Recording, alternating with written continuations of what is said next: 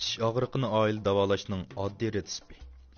Tish og'rish badanda issiqlik yoki sovuqlikning eshib ketishining ko'proq paydo bo'ladi.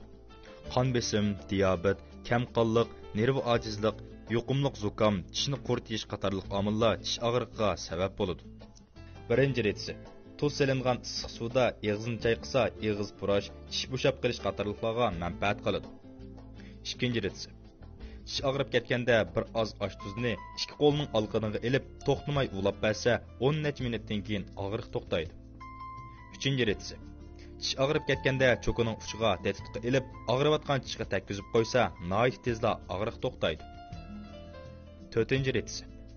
Qizilmushdan bir talni o't qaqlab qizitgandan keyin og'riq tishning ustiga qo'ysa, og'riq to'xtaydi.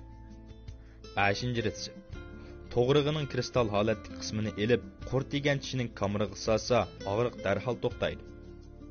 6-chi retsept. Samsaqning ezib chiqarilgan suyini paxtada o'ldab, tish tuviga bassangiz, tish og'riqni to'xtatqili bo'ladi. 7-chi retsept. Sho'xilni meva o'rnida uda 2 haftaga yeb bersa, tish qanashga manfaat qiladi. 8-chi retsept. O'rik mag'zini so'qib, sirka bilan og'izga et tursa, tish og'riqi saqayadi.